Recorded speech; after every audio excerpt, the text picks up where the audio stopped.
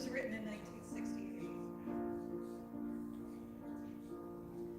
Has anybody seen my old friend Abraham? Can you tell me where he's gone? He freed a lot of people, but it seems the good die young. But I just looked around and he's gone.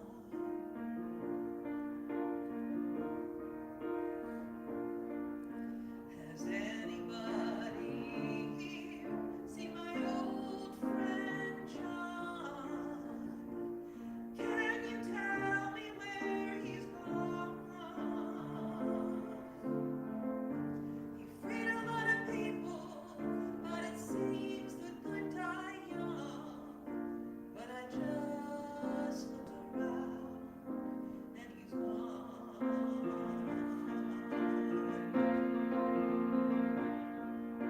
Has anybody here seen my old friend Martin? Can you tell me where he's gone? He freed a lot of people, but it seems the good die young. But I just looked around and he's gone. Didn't you love the things they stood for? Didn't they try to find some good for you and me?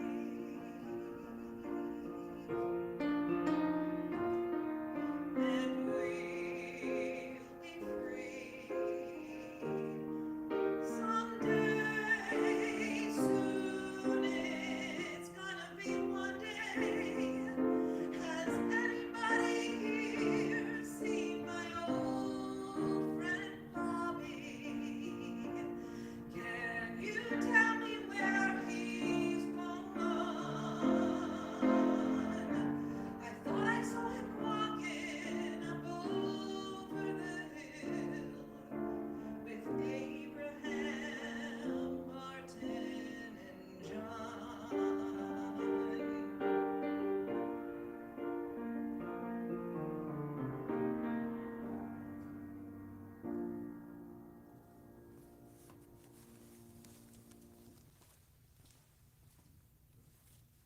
Good Sunday morning to you.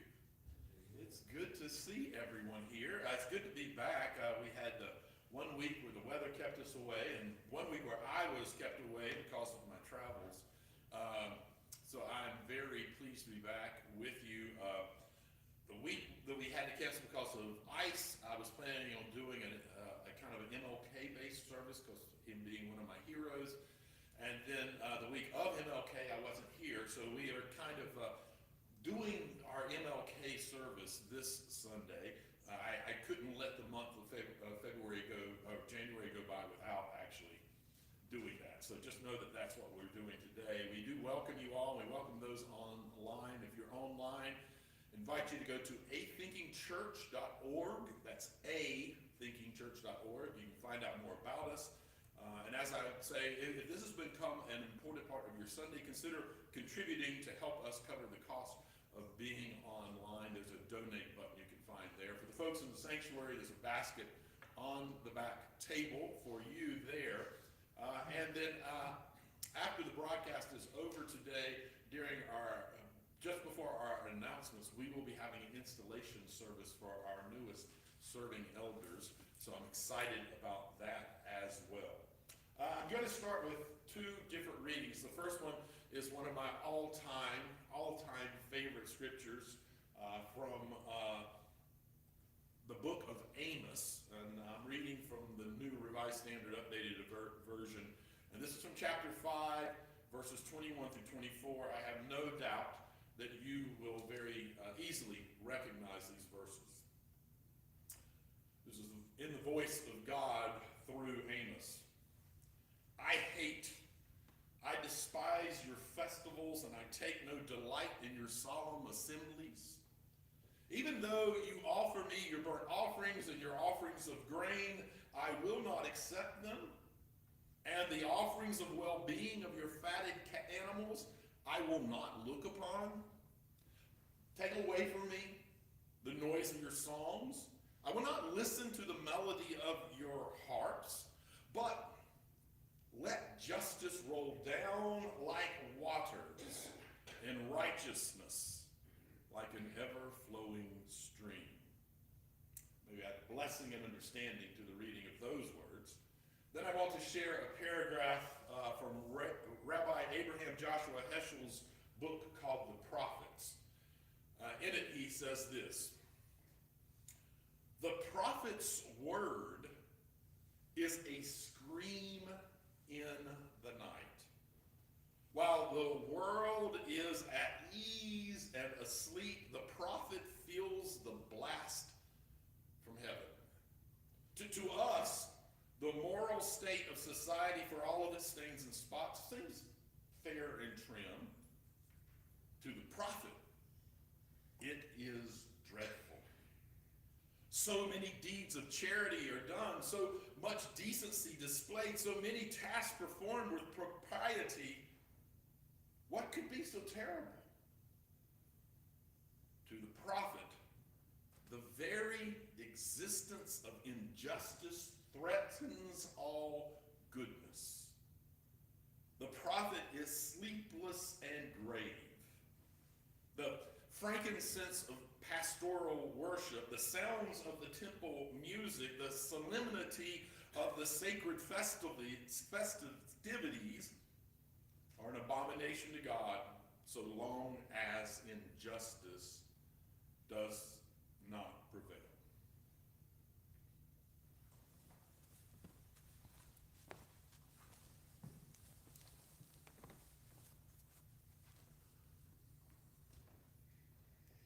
James Taylor. Let us turn our thoughts today to Martin Luther King and recognize that there are ties between us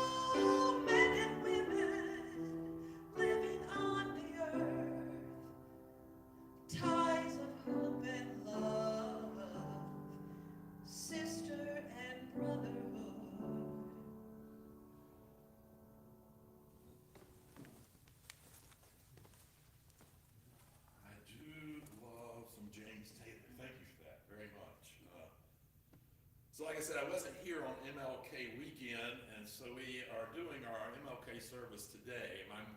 My sermon title is Being a Drum Major for Justice. So today I invite us to gather at the intersection of faith, justice, and a radical love. A crossroads that demands we examine not just our individual actions, but the actions of the very structures that shape our collective existence. You see, I believe we gather today at a crucial moment in our nation's history, where the very fabric of our moral universe is being tested. In one of my favorite sermons from him, the Reverend Dr. Martin Luther King Jr. spoke about the drum major instinct, that deeply human desire to be recognized, to matter, to be important, to achieve distinction, to lead the parade. But he called us to be a different kind of drum major. He called us to be drum majors who lead not for self-glorification, but for the cause of justice. As King said in that sermon, if you want to be important, wonderful. If you want to be recognized, wonderful. If you want to be great, wonderful. But recognize that he who is greatest among us shall be your servant. That is a theology of liberation that refuses to be constrained by church walls or on Sunday morning rituals. That is a faith that understands worship not as a passive act of consumption, but as an active, embodied commitment to human dignity. It is a perspective that will not be satisfied with merely understanding the concept, but rather recognizes the need to attach actions that will help rectify the issues. You see, I see a church with capital C. I see a church today that is too often it remains silent behind stained glass windows while people in the world suffer from exposure to the ills of society. We have built magnificent temples of worship, but all too frequently we have forgotten the temple of justice. Let me be clear, as I have pointed out before, the Christian faith is inherently political. It is a faith that stands with the marginalized, that challenges systems of oppression, that refuses to separate spiritual practice from social transformation. If you're following the teachings of Jesus well, the world will most certainly deem you an agent of politics, even though you are merely practicing your faith well. The biblical narrative itself is a continuous story of liberation. From the Exodus, where God sides with enslaved people against imperial power, to the prophets, who consistently denounced leaders who ignored the needs of the poor, to Jesus, who proclaimed good news to the oppressed and challenged the religious and political structures of his time. When I look across our nation, I see systemic corruption that must be confronted. I believe that today, our prophetic call demands a comprehensive examination of the systems that perpetuate injustice. Systems like these. Economic inequality that concentrates wealth in the hands of a few while millions struggle in poverty. Systemic racism embedded in our institutions, from criminal justice to education to healthcare. Environmental destruction that disproportionately impacts the poor. Laws that hold back or don't protect rights for LGBTQI plus folks. Patriarchal structures that limit human potential based on gender. Immigration policies that criminalize human movement and separates families. And systems of ableism that render disabled bodies as less than fully human. My friends, I am here to say that we cannot separate our Sunday mornings amens and hallelujahs from our Monday morning obligations. The same God who heard the cries of the enslaved Hebrews hears the cries of oppressed peoples today. The same Jesus who challenged the religious authorities of his day calls us to challenge the structures of injustice in our days. Our faith is not merely meant to be a personal comfort,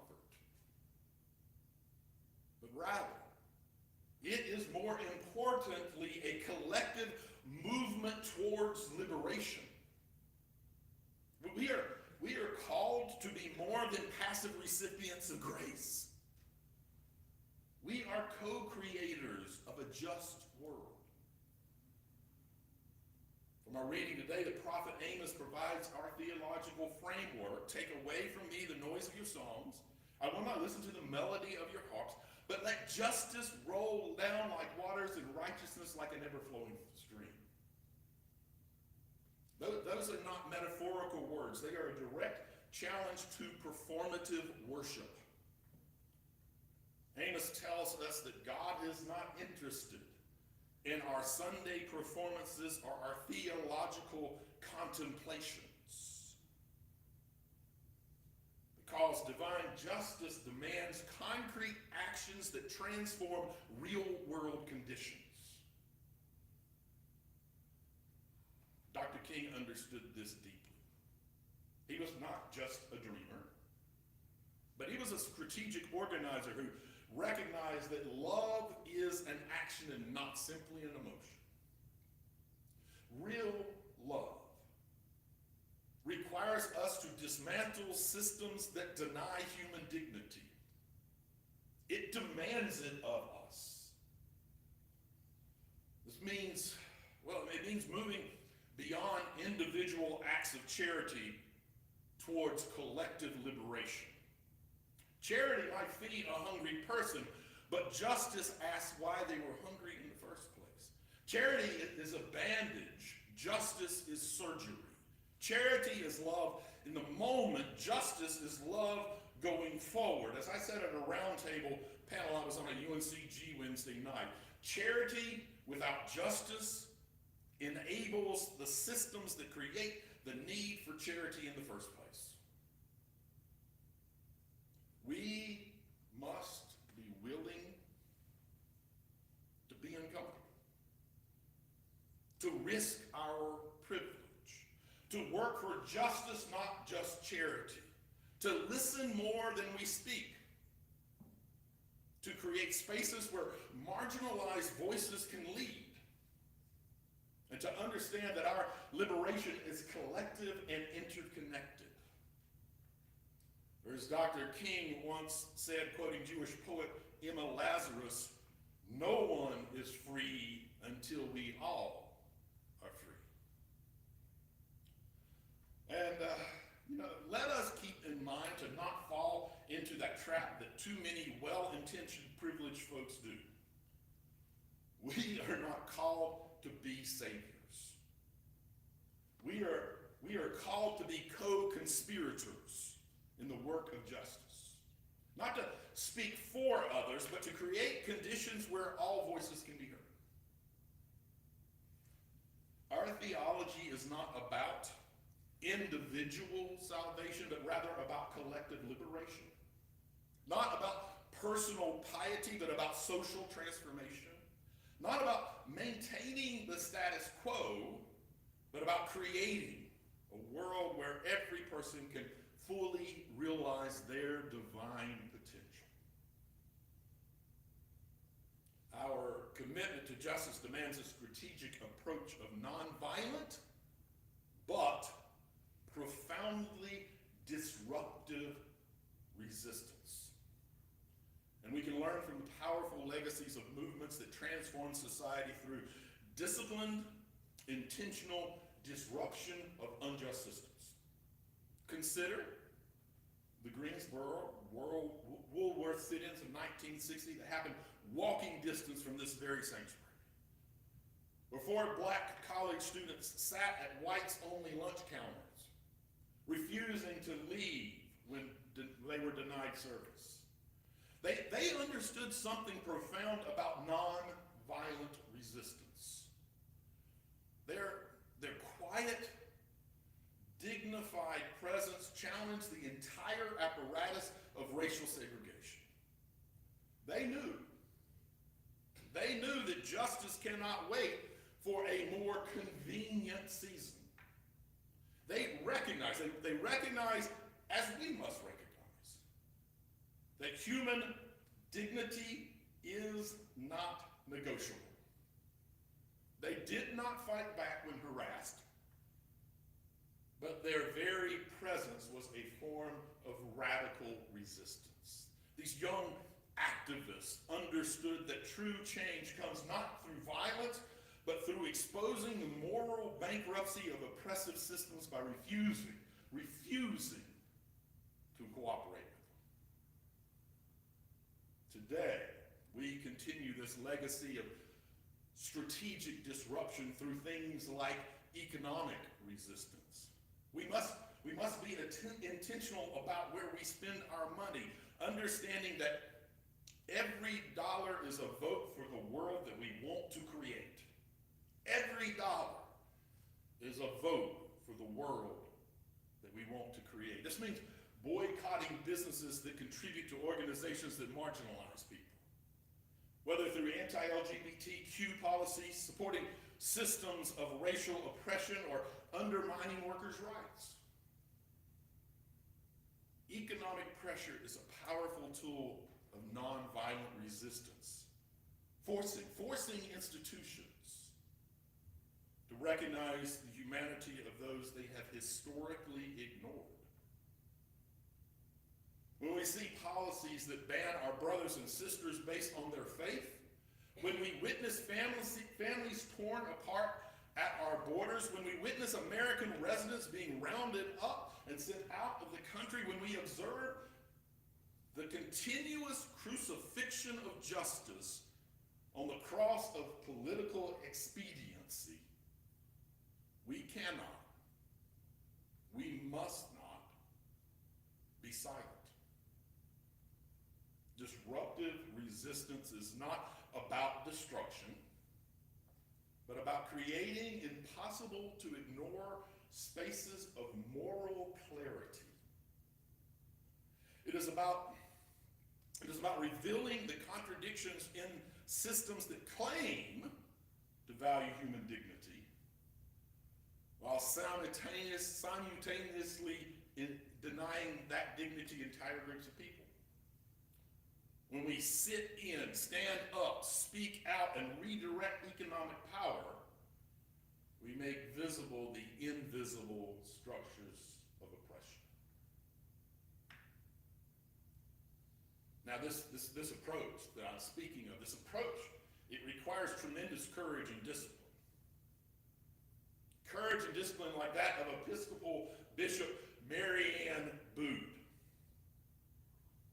I have to say,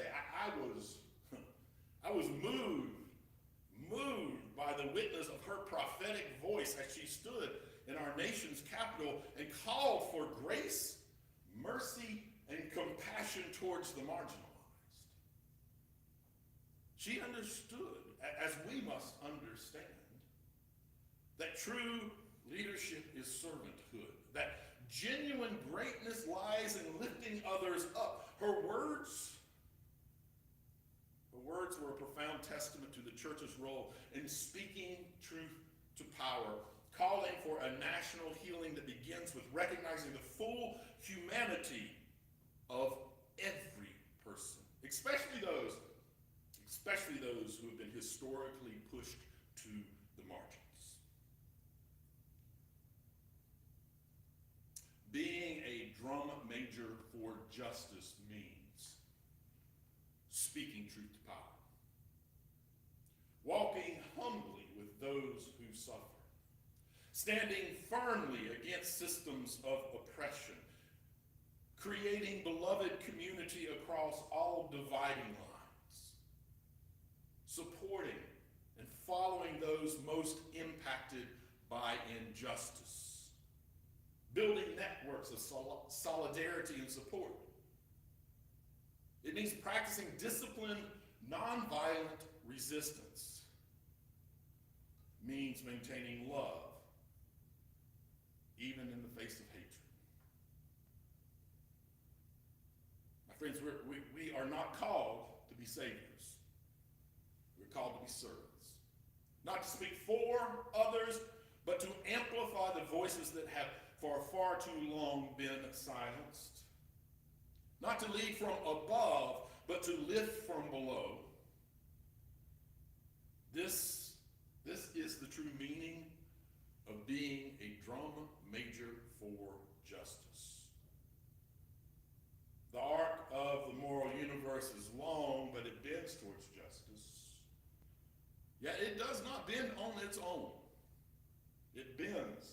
It bends through the dedicated work of committed souls who are willing to be co-workers with God through strategic, non-violent resistance, through persistent prophetic witness, through love that refuses to accept injustice as the final word in this world. As I close, let me remind you that our march continues. Like that mighty stream that Amos spoke of, we flowed forward, slowly, persistently, hopefully. And though we may not see the promised land in our lifetimes, we move forward with the faith that justice will ultimately prevail. We shall overcome. Not just with words, but with works. Not just with prayer, but with action. Not just with contemplation, but with transformation. Let justice roll down like waters. Let righteousness flow like a mighty stream. Let freedom ring from every mountaintop. And let it begin with us.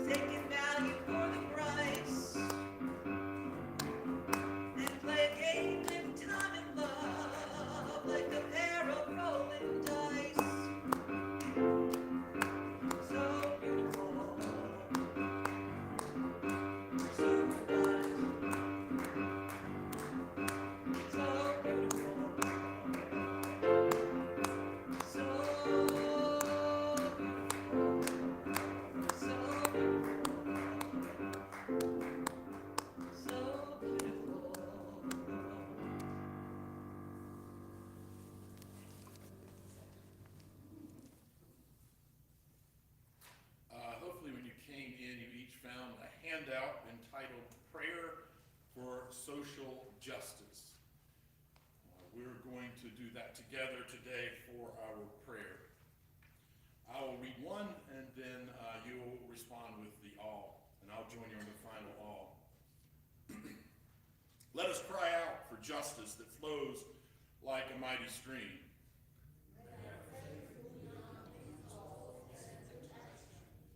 For those suffering under economic inequality and systemic oppression,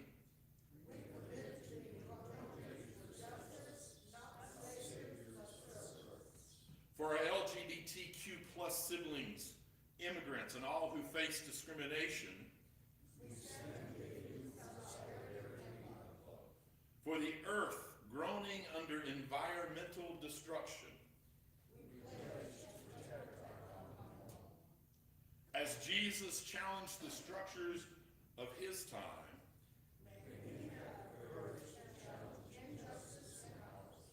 when charity is not enough, in the spirit of those who sat at lunch counters,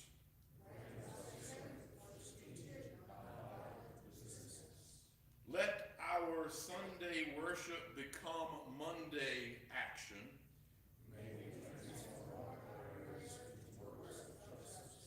Until justice rolls down like waters. Until all are free. For none are free until we all are free. Amen. Receive this blessing. May you walk in harmony with each other and creation, recognizing that we are one. And may you know love and happiness throughout your life, and may you share that love and happiness with all of those